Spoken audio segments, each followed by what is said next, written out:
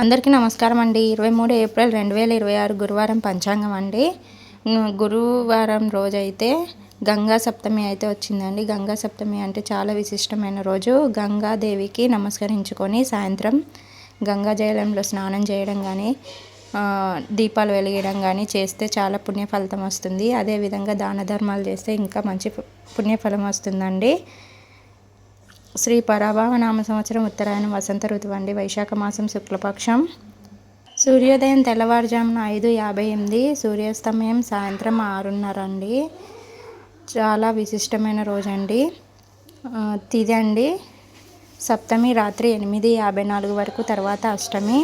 నక్షత్రం పునర్వాసు రాత్రి 8:59 వరకు, తర్వాత పుష్యమి. అశుభ ముహూర్తాలు అండి సమయాలండి.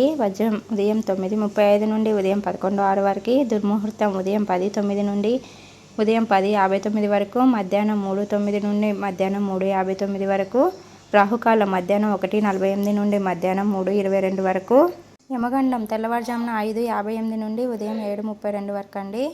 శుభముహూర్తాలు అండి సమయాలండి. బ్రహ్మముహూర్తం తెల్లవారుజామున 4:22 నుండి తెల్లవారుజామున 5:10 వరకు, అమృత గడియాలు మధ్యాహ్నం 6:40 నుండి మధ్యాహ్నం 8:11 వరకు, అభిజిత్ ముహూర్తం అండి ఉదయం 11:49 నుండి మధ్యాహ్నం 12:39 వరకు అండి.